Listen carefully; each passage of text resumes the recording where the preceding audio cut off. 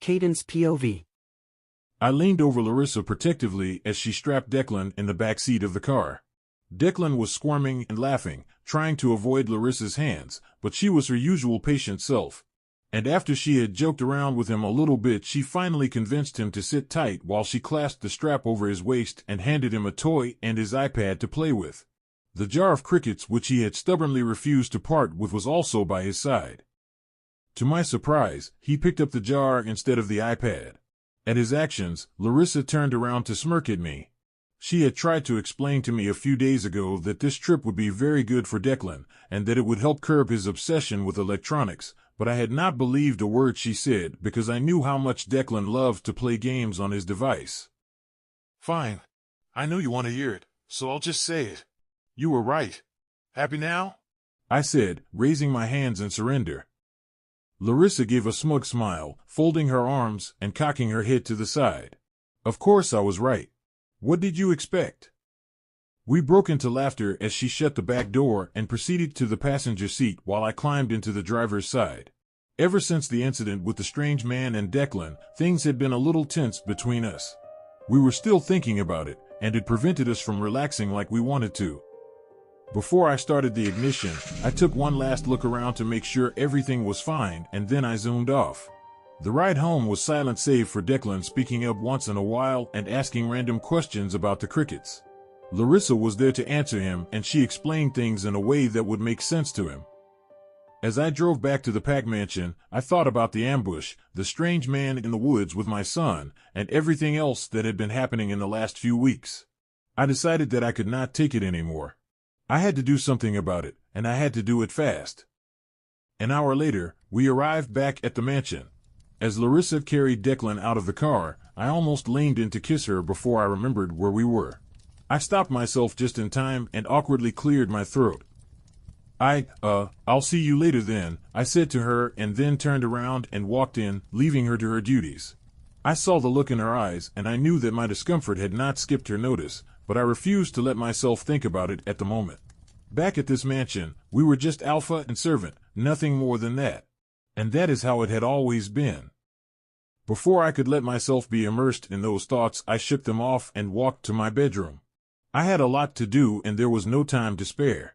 Immediately, I mind-linked the Gemini, my beta, and the scouts, summoning them to my study for an emergency meeting. A knock sounded at my door a few moments later, almost like they had been waiting in the next room. Come in. The door was gently opened and I watched as Hunter, Jackson, and the Gemini walked into my study. Good day, Alpha, they greeted at the same time, bowing to me. I waved their greetings away. No time for pleasantries now. Sit. I gestured to the chairs in my study. Now, as you all know, we are being targeted by a mysterious group of people. We know nothing about them except that they are responsible for the attacks that has been unleashed upon us and a few other small packs within our jurisdiction. Yes, Alpha, Hunter spoke up. We have been making a lot of effort to identify these people, but we've had no luck so far. I grunted. That is why we are here. I haven't been taking this quite as seriously as I should. I do not care if they are fucking ghosts. All I know is that we must put an end to this nonsense once and for all. I banged my fist angrily against the table, the memory of the ambush making me boil. They have crossed the line, and I will not sit back and do nothing about it. They all exchanged confused looks. Did something happen, Alpha? We were ambushed at the cabin, I said through gritted teeth. What? Jackson hissed, jumping up from his chair in anger. Those motherfuckers. Why didn't you tell us? You could have called us for backup, he said. There was no need. I fought them off as best as I could, but I doubt their aim was to cause any real harm. It was probably just their sick way of warning me. I can't believe those bastards, Jacob shook his head. The nerve of those people. We need to find them and make them pay. I'm gonna have to agree with Jacob, Hunter put in. Letting them go scot-free every single time will put the notion in their heads that we are weaklings. We cannot let them have the upper hand. I nodded in understanding. And that is not all.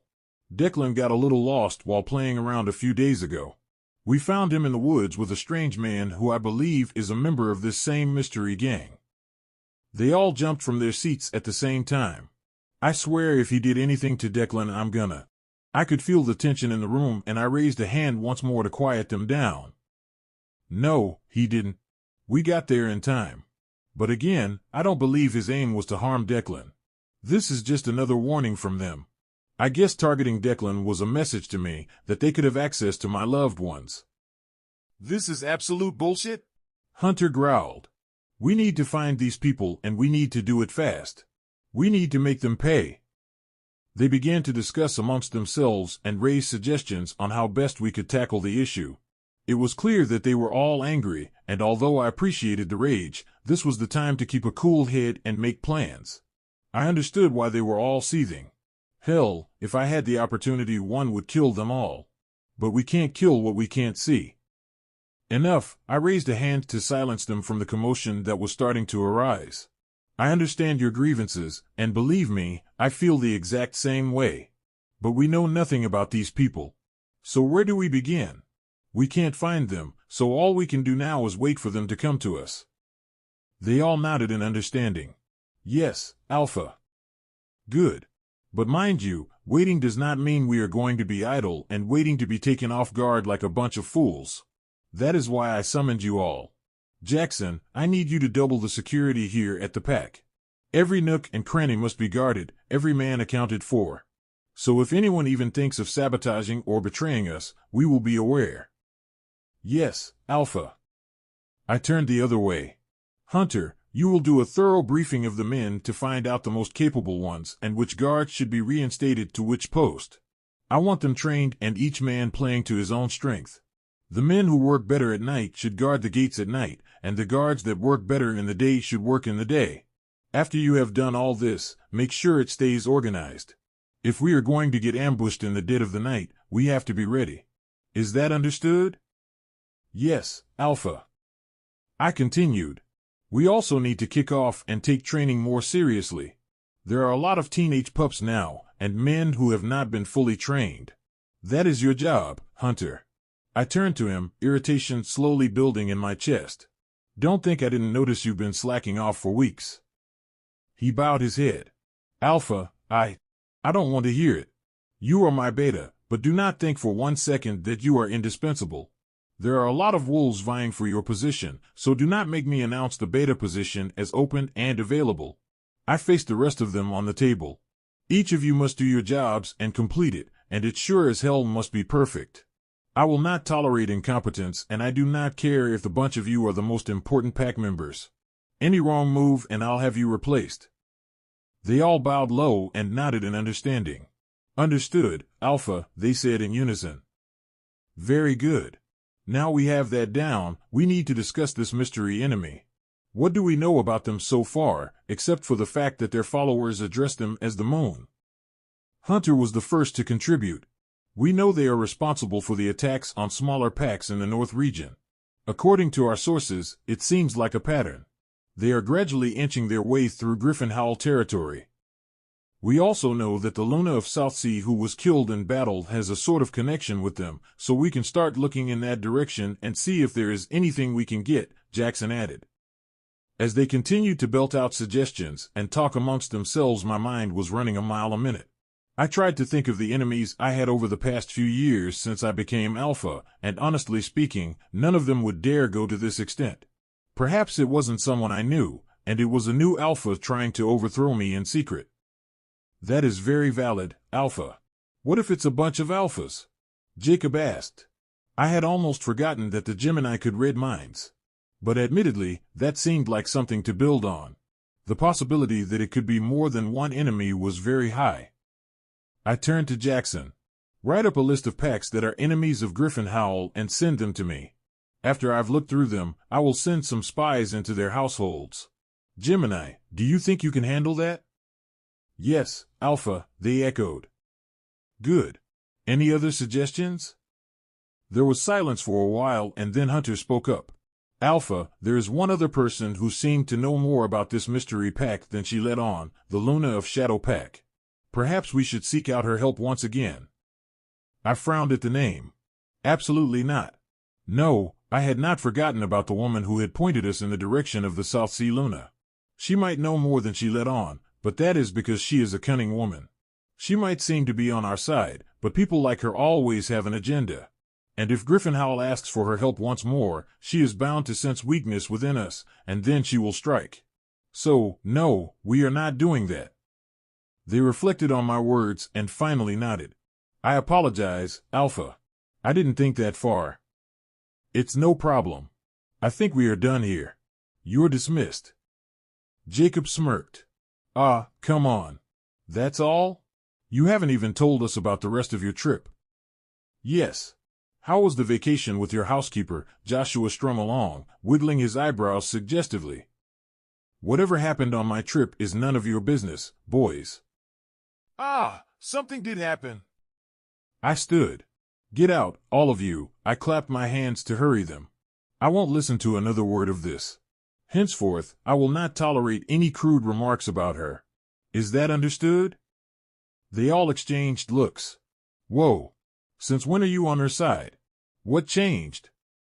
I ushered them out of my study and towards the door. You'll find out soon enough. With confused looks on their faces, they all walked out.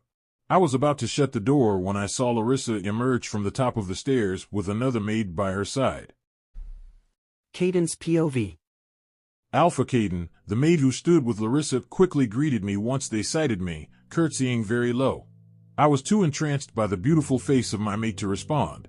It was only when the other maid nudged Larissa that I came back to my senses. Larissa's face reddened as she joined the other girl to curtsy. Yes, good day, I responded, clearing my throat. Why was I being so careless? I had to get my head right lest someone discover what was going on between Larissa and I. It was torture, but it was necessary. They both stood upright once more, curtsying low before turning at the stairs and making their way down. As I watched her walk away, my mind raced. Was I really going to let her go now? It could be days before I would be able to have a conversation with her. Thinking quickly, I called out, "Stop." They both froze and turned back. My study is a mess. One of you should come take care of it so I can have the space to work. I saw Larissa's eyes light up and I struggled heavily to hide my smile. I'll do it. Don't worry about it, Gwen, she said to the other maid. Damn, she was a terrible liar. But that only made her 100 times hotter in my eyes. She continually raked her fingers in her hair in an attempt to look chill and relaxed, but it only betrayed the fact that she was nervous. It was fucking adorable. The other maid looked relieved at the prospect of not being in my study, so I knew she would not notice Larissa fidgeting. Okay. Thank you, Larissa. I guess I'll see you later then. Alpha, she curtsied one last time before practically running down the stairs. As her footsteps faded away, I released a breath I didn't know I'd been holding. When Larissa did the same, I chuckled. Come here, I growled, hunger filling me up as my eyes raked over her. She walked over to me shyly, tucking her hair behind her ear. Hi, she whispered in that low sexy voice that made me want to do things to her. I spanned her waist, pulling her up so our lips could meet. Slowly, I kissed her. Sucking. Tasting. Reveling in the sensual goodness of her lips. Fuck, I've missed you. She pulled away from me, blushing furiously. I've missed you too, Caden. But. Her eyes darted through the empty hallway. I don't think we should be doing this. We're not in the cabin anymore. Someone might see us. A smirk curved my lips. That's why we're going to be in my chambers. What? No. She smacked my arm. Stop it. I should go. But the smile she was trying to suppress spread out. She cleared her throat and straightened up, squeezing herself out of my grip. I watched in amusement as she shook out her hair. I had messed it up with my fingers while I was kissing her. What's the use? I teased.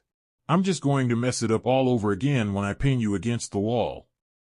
She flushed again, making me emit another round of chuckles. You're impossible, she scolded. I'll see you later, Alpha. She bowed and turned around to walk down the stairs. Before she had the chance to descend, I slid forward and picked her up, grabbing her waist amidst her squealing, and then I walked into the study and shut the door behind me. Caden. She giggled, still laughing as I bundled her over my shoulder and carried her to the sofa. When I finally put her down, she stared at me with an expression I knew she thought was a glare.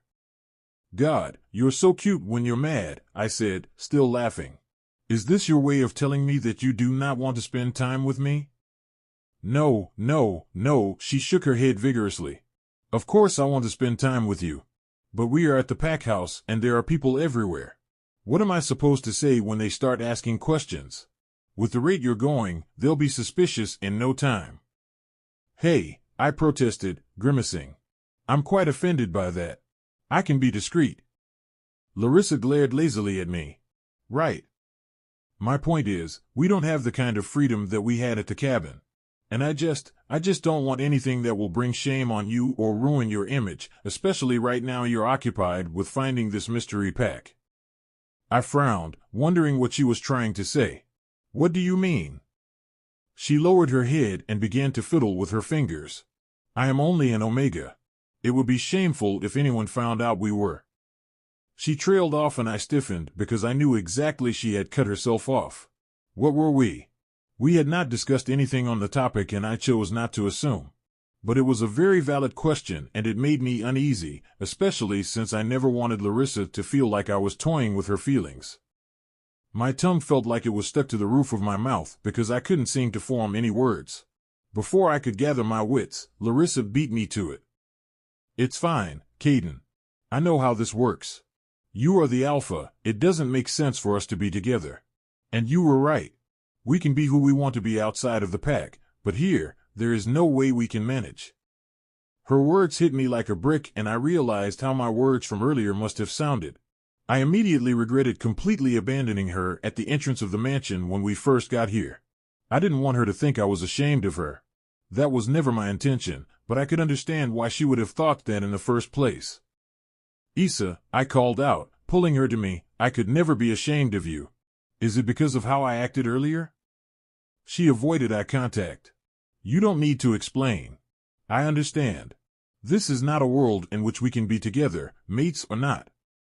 I shook my head, scooting closer and intertwining my fingers with hers. I could never be ashamed of you. You're the most wonderful thing that has happened to me in years. Her eyes clouded with surprise as she looked up at me. I nodded reassuringly. I mean it. It's just, we were practically enemies 2 weeks ago. Larissa chuckled. That's true. I smiled, scooping her out of the chair and placing her on my lap. Now we have this beautiful relationship and I don't want any external factors to mess it up. I just want us to gradually ease into it, okay? Hell, I still can't believe this is happening. I can't believe you're here. It all still feels like a dream. I tangled my fingers in her hair and narrowed my eyes at her in mock suspicion. Are you even real? It doesn't seem like it. The smile I was waiting to see appeared on her face immediately as she burst into laughter. You're crazy. I mean, I have to ask. There is no way you are this perfect, and my mate at that. I don't remember winning the lottery. By now a permanent smile was etched on her face as she squeezed me into a hug. You always find a way to make me feel better, she mumbled into my shirt. Well, I want my girl to feel good at all times, okay? So please, babe, don't worry about anything. I promise we'll figure it out together. Okay, I trust you. That's my girl. Besides, we have some other, pressing matters that we need to take care of. Larissa cocked an eyebrow. Things like what? I shrugged, making no effort to hide the mischievous smirk curving my lips. Maybe, things like this tiny mole on your upper lip. I brushed my lips against her lightly, planting a small kiss on the mole. My lips trailed down her bottom lip to her neck, slowly pulling her to me until she lay on top of me. She returned the kiss with equal fervor, grinding her waist on my crotch. A moan escaped my lips before I could stop myself. Fuck, Issa. If you keep doing that, you're going to make me rip your clothes off. And trust me, you will be going nowhere. She pulled away from me, a sly smile dancing on her lips. What if I don't want to leave? She whispered airily, biting down on her bottom lip seductively. Blood rushed through my cock as it stretched through my shorts. I cupped the bulge in my palm and narrowed my eyes at her, swallowing with difficulty. Don't tempt me, Larissa. She looked at me with those with wide eyes, batting her eyelashes innocently. What do you mean? I'm not doing anything. Oh, you're doing something all right. The words clamped right back into my mouth as I felt pressure on my cock again. Larissa's fingers were clasped around my length as she squeezed, stroking me up and down and making my dick stretch out even farther. Fuck. I threw my head back, bucking my hips as she continued to pump me. Harder. Faster. She varied her tempo until she damn near sent me into overdrive. She rubbed my tip, swiping off my precum with her thumb. Tiny shocks ran down my legs. When I could no longer take it anymore, I unzipped my shorts and spread my legs. I needed to feel her bare hands on me. The fabric was getting in the way. What? She asked in that same sultry tone, nibbling on her lips as though she did not understand what I meant. If I explode into a million pieces, I have you to blame. You're so fucking tempting. And I see you're being a tease, I laughed. Just remember that I can do a lot worse. You'll be begging me to fuck you senseless by the time I'm done with you. Her eyes lit up with curiosity. Still maintaining eye contact, she dropped to her knees and spread my legs even wider. My breath caught in my throat as I anticipated her touch. She was fucking sexy, and it was taking all I had in me to control myself. If I had my way, she would be under me and moaning my name. She licked her lips and slowly pulled my hard length out of my shorts. As her tongue grazed the tip of my cock, I heard a knock on my door. We jumped apart immediately, quickly rearranging ourselves. I glowered at the door, silently cursing whoever was on the other side. I motioned to Larissa to hide somewhere as I walked over to the door. Who is there? I asked, ready to end the fucker. Without waiting for a response, I unlocked the door, only to come face to face with Hunter. I narrowed my eyes at him. I truly did not have good feelings towards him at this moment. The twitching of my dick prompted me to sigh, heightening my frustration. What do you want? Did I not tell you I had work to do? Hunter backed away a little, looking confused. Oh, I apologize, Alpha. I just had to give you an important update on something I forgot to mention earlier in the meeting. Desperation and lust made me want to shove him away, but I knew that I was just reacting badly to being cock-blocked.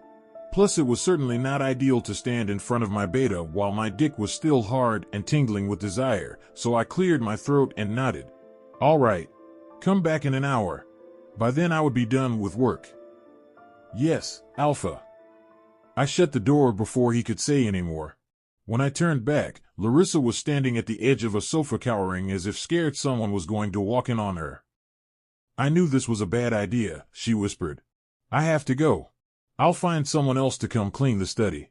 Her eyes roamed through the room as she spoke. She narrowed her eyes suspiciously at me. Caden. I stifled a laugh. What? Your chambers are sparkling clean. She planted both arms on her waist and glared at me. I grinned. That is true. I obviously lied so I could spend time with you. It was worth it, wouldn't you say? She tried and failed to hold back a smile. Yes, it was. I did not realize how much I missed you. It makes me miss the cabin a little bit. I miss you too. She got on her tiptoes and kissed me full on the lips. It was hard to ignore the warmth that spread through me at that, but I settled with giving her a light kiss on her forehead. I'll see you around soon, I said, backing away from her. As she walked out of my chambers, I smacked her ass and chuckled loudly at the horrified expression on her face. Larissa's POV. All right, I'll finish up here and be down soon, I said to Gwen as she made her way out of the room. She gave a short nod and hurried out. We had been awakened by the head maid first thing this morning to get to work. I was used to getting up early, but 4 a.m. was quite a stretch. Having no say in that, all the Omegas had to head to their assigned workstations and begin work immediately. It seemed a little extra to me, and I wondered what was going on, but I'd been too tired to ask. I had worked till the sun broke out, and I was currently wiping down the grimy windows of the grand hall upstairs. My wrists were hurting, but I consoled myself with the fact that I would be taking a break as soon as I was done with the windows. As expected, it was taking forever. But I stayed strong. You're almost done, Larissa, I whispered in a bid to hype myself up. As I dipped the washcloth into the now blackened water, I was distracted by the sound of chatter outside. A group of young werewolves had gathered in the middle of the yard, and from what I could see, it seemed like they were getting ready to train. The boys looked no older than 14, and that thought made me smile. I was thinking of Declan, and how he would be one of these boys soon. Perhaps thinking of Declan made his father materialize, because as I glanced back outside, the tall form of Caden was planted in the midst of the young boys. My mouth suddenly felt dry and I tried to swallow to no avail. One would think that being around Caden so often would lessen the awe that came with the sight of him. But it was in fact the opposite. Caden was gorgeous in every sense of the word, and honestly, it was hard not to stare. When he had not yet acknowledged me as his mate, I used to feel like a fool for longing for a man that wasn't, and probably would never be mine. But the mate bond could not be denied, and I always had a hard time looking away. But now, there was no reason not to stare. I drank in the delicious sight of him whenever I got the chance. Everything about him, from his tantalizing scent to the muscles in his arms. He was a hunk, and he was mine. Mine.